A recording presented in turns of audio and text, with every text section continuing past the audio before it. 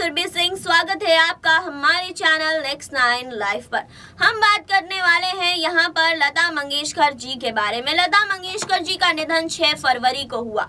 उनके निधन के बाद कई सारी ऐसे किस्से कहानियां हमें सुनने को मिलते हैं। जी हाँ, तो आज एक किस्सा आपको हम भी सुनाएंगे। जी हाँ, तो आपने कभी किसी को ये बोलते हुए सुना है कि लता मंगेशकर जी जो हैं वो घमंडी थी, वो बिल्कुल अच्छी नहीं थी। अगर ऐसा हम बोल दें तो बहुत सारे लोग गुस्सा हो जाएंगे, लेकिन वो सच में ऐसी नहीं थी। वो बिल्कुल घमंडी नहीं थी, किसी भी तरह का कोई घमंड उनके अंदर नहीं था।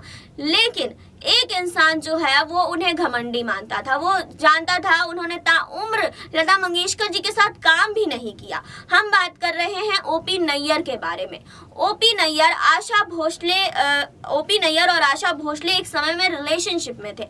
जी हाँ, तो जब उनका तलाक गणपतराव भोसले से हुआ तब वो आशा भोसले जो है वो ओपी नैयर को डेट कर रही थी। और यहाँ पर लता मंगेशकर जी और ओपी नैयर के बीच बिल्कुल अच्छे संबंध नहीं थे। ओपी नैयर जब गाना गवाना चाहते थे लता मंगेशकर जी से, तो कुछ ऐसी बात लता मंगेशकर जी की उनको बुरी लग गई थी, जिस वजह से इन दोनों के बीच में 36 का आंकड़ा हो गया था। और ओपी नैयर ने साफ साफ ये बात कहा था कि वो जो है बहुत घमंडी है, लता मंगेशकर जी बहुत घमंडी है, मैं ताउम्र उनके साथ काम नहीं करना चाहूंगा। तो आखिर क्या हुआ था इन दोनों के बीच? आखिर क्यों इतना बड़ा झगड़ा हुआ? क्यों आखिर ओपी नैयर उन्हें घमंडी बुलाते थे? इसके बारे में बात करेंगे, लेकिन यहाँ नहीं, आगे इस रिपोर्ट में।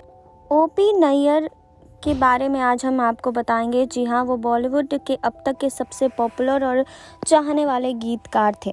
जी हाँ, उन्हें बतौर film composer, singer, song writer और म्यूज़िक प्रोड्यूसर माना जाता था। उन्होंने बॉलीवुड को कई सुपरहिट सॉन्ग्स दिए थे।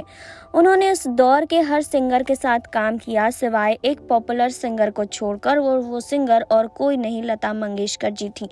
जी हाँ, लता मंगेशकर जी उस दौर की सबसे बेस्ट और पॉपुलर सिंगर मानी जाती थी, लेकिन दोनों ने कभी भी साथ में काम नहीं किया। जबकि ओपी नैयर और लता दीदी दोनों अपने अपने कैटेगरी में टॉप पर थे।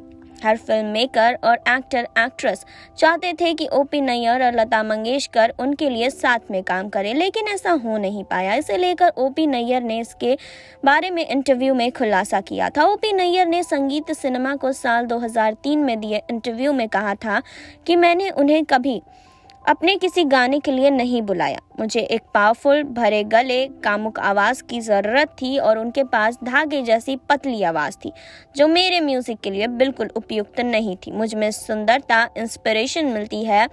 लता अपने सादे साधारण रूप से मुझे संगीतकार के रूप में कभी इंस्पायर नहीं कर सकी। ओपी नैयर ने आगे कहा कि भले ही मैंने लता के साथ काम नहीं किया, फिर भी मैं उन्हें भारत में नंबर 1 सिंगर मानता हूँ। आशा भोसले ने उनकी जगह लेने की बहुत कोशिश की, लेकिन वो कभी हासिल नहीं कर सकी। लता सर्वपरे हैं। ईश्वर ने उन्हें एक सुंदर आवाज़ दी है। लगभग किसी भी संगीतकार के साथ उनका काम, चाहे वह मदन मोहन हो, रोशन हो, एस.डी. बर्मन हो या शंकर जयकिशन रहे हो, सबके साथ बेहतरीन काम किया। ज़रा सोचिए, मदन मोहन की गज़लें शमशाद या कोई और गा रहा है, वो इतनी कलात्मक ऊंचाई तक नहीं पहुंच पाए होंगे जितनी लता की आवाज़ के साथ थी। ओपी नैयर ने आगे कहा कि इन सब के बीच हमारे बीच अच्छे रिलेशन थे, लेकिन फिर भी मुझे उन पर शक था। मुझे याद है एक बार उन्होंने मुझे लंच के लिए बुलाया और मैं पहले ही देख रहा था कि वो क्या खा रही हैं, और फिर उनके बाद मैं भी वही खा रहा था। वहीं हम सबको पता है कि लता मंगेशकर जी अब हमारे बीच नहीं है, लेकिन उनकी आवाज़ सदा के लिए संगीत प्रेमियों के दिल में सुरमाई सरगम बजाती रहेगी। लता जी ने अपनी शुरुआती और प्रसिद्धि के दौर में लगभग हर संगीतकार और प्लेबैक सिंगर के साथ गाने गाए हैं।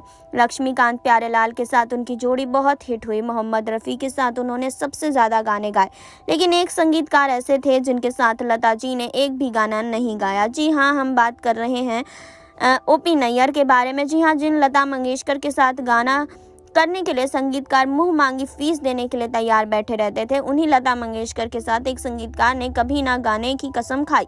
जी हाँ, वो जाने माने संगीतकार ओपी नैयर थे। आपको बता दें कि 50 और 60 के दशक में अपने संगीत के दम पर कई फिल्मों को सुपरहिट करवाने वाले ओपी नैयर साहब अपनी शर्तों पर काम करने के लिए मशहूर थे।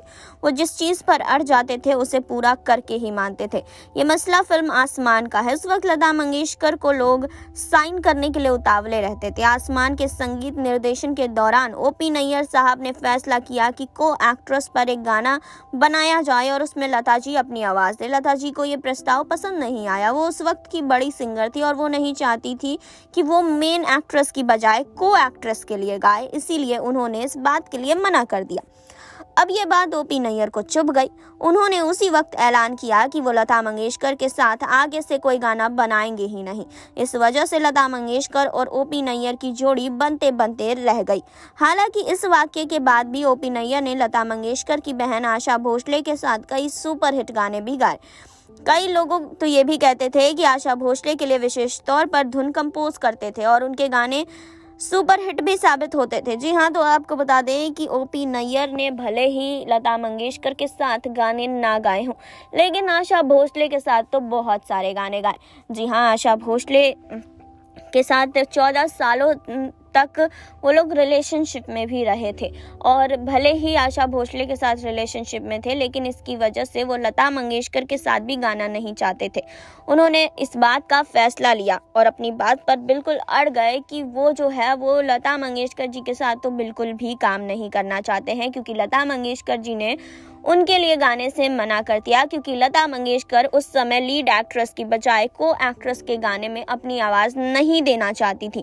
लता मंगेशकर उस समय की प्रसिद्ध संगीतकार थी। उनका नाम बहुत ज़्यादा था। हर कोई उन्हें साइन करना चाहता था। हर कोई चाहता था कि वो उनके लिए गाना गाएं, और वो जब गाना गाएं इसके लिए तो मुंह मांगी रकम दे दी जाती थी। तो इस वजह से ओपी नैयर भी चाहते थे कि लता मंगेशकर उनके लिए गाने गाएं, लेकिन उस समय जो है लता मंगेशकर ने ओपी नैयर को मना किया और ये बात जो है ओपी नैयर को चुभ गई और उन्होंने यहाँ तक कह दिया कि लता मंगेशकर जी बहुत घमंडी हैं, अपने ऊपर घमंड करती हैं, बिल्कुल अच्छी नहीं है, मैं उनके साथ कभी भी गाना नहीं गाना चाहूँगा। हमें नहीं लगता कि अब तक इतने दशक में कभी किसी ने ये कहा होगा लता मंगेशकर जी को कि वो घमंडी हैं, वो किसी के बारे में नहीं सोचती हैं। तो पहले ओपी नैयर ही थे वो संगीतकार जिन्होंने ये बात कही थी कि लता मंगेशकर जी जो हैं वो ऐसी थी जिन्होंने मेरे साथ ऐसा किया। अब इस वजह से वो कभी भी लता मंगेशकर जी के साथ गाना नहीं गाना चाहते थे। आपने देखी अभी ये रिपोर्ट, आपने जाना ओपी नैयर और लता मंगेशकर के बारे में। आपने जाना कि ये दोनों एक दूसरे को फूटी आंख नहीं सुहाते थे। ओपी नैयर बिल्कुल पसंद नहीं करते थे लता मंगेशकर जी को बिल्कुल, और क्या रीजन है ये भी हमने आपको बता दिया कि किस तरह से लता मंगेशकर की वो बात बुरी लग गई ओपी नैयर को, जिस वजह से ओपी नैयर ने उन्हें घमंडी तक कह दिया और वो ताउम्र उनके साथ उन्होंने काम तक नहीं किया। ये बड़ी बात जो है ये सामने आई है। तो फिलहाल इस रिपोर्ट पर आप अपनी क्या राय रखते हैं कमेंट बॉक्स में हमें बताइए। जुड़े रहिए हमारे साथ, लाइक कीजिए, सब्सक्राइब कीजिए, बेल आइकन दबाना बिल्कुल ना भूलें।